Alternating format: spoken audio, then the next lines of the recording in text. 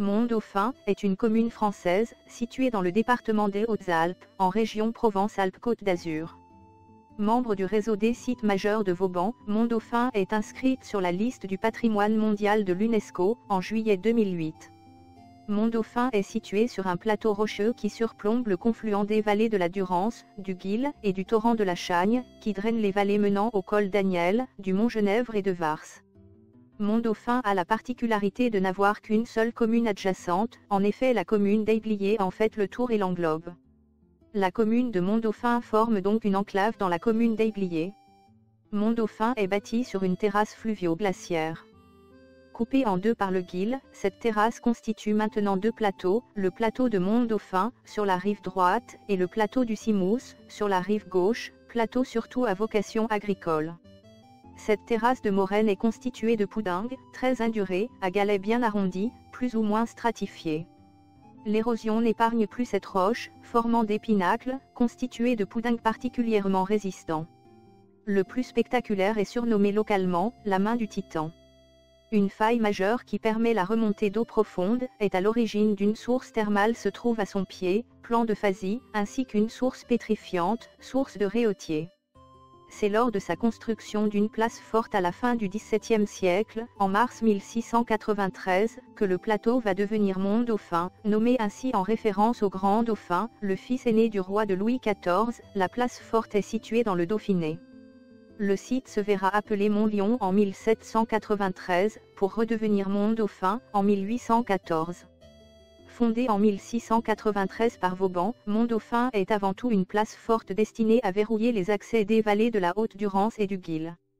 En 1692, durant la guerre de la Ligue d'Augsbourg et malgré une alliance matrimoniale avec la France, Victor Amédée II, duc de Savoie, s'est joint aux Alliés, Angleterre, Autriche, Provinces-Unies, en juin 1690. De juillet à septembre 1692, à la tête d'une armée de 45 000 hommes, il envahit le Queyras et la vallée de la Durance, pour créer une diversion et diviser les forces françaises, dévastant tout sur son passage, ponts, villages, récoltes sur pied. Gap, Embrun, Guillestre sont prises et pillées. Seule l'arrivée de l'automne, et la petite Vérole, font faire demi-tour à l'armée piémontaise.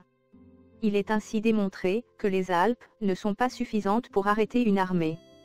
En septembre, sur ordre du roi, Vauban abandonne la réfection de la fortification de Namur, dont il vient de s'emparer, pour inspecter la frontière des Alpes. Après avoir fait une reconnaissance, la borne qu'il choisit, en novembre 1692, est une position conseillée par Catinat, surplombant par deux escarpements de 100 mètres de haut, le confluent du Guil et de la Durance. L'ingénieur propose d'y construire une place forte nouvelle, destinée à verrouiller la vallée du Guil, et accueillant une population civile. Je ne sais point de poste en Dauphiné, explique-t-il, pas même en France, qui lui puisse être comparé pour l'utilité. C'est l'endroit de montagne où il y a le plus de soleil et de terre cultivée, il y a même des vignes dans son territoire, des bois, de la pierre de taille, du tuf excellent pour les voûtes, de la pierre ardoisine, de bons plâtres, de fort bonnes chaux, et tout cela, dans la distance d'une lieue et demie, pas plus. Et quand Dieu l'aurait fait exprès, il ne pouvait être mieux.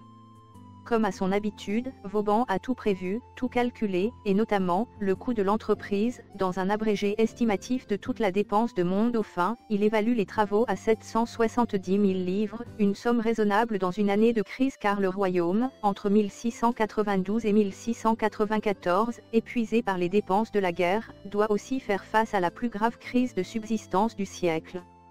Le projet est approuvé rapidement, le 4 mars 1693, notamment en raison de la qualité du roc de Mont-Dauphin, du poudingue, et de l'abondance du marbre rose, à Aiblier. La construction débute immédiatement, et l'essentiel est réalisé ou commencé quand Vauban inspecte la place en 1700. Avec la signature du traité d'Utrecht et l'éloignement de la frontière, les seuls travaux concernent d'aménagement de détail et les adaptations indispensables aux évolutions techniques, et ce jusqu'à la Seconde Guerre mondiale. Mes sources, wikipedia.com.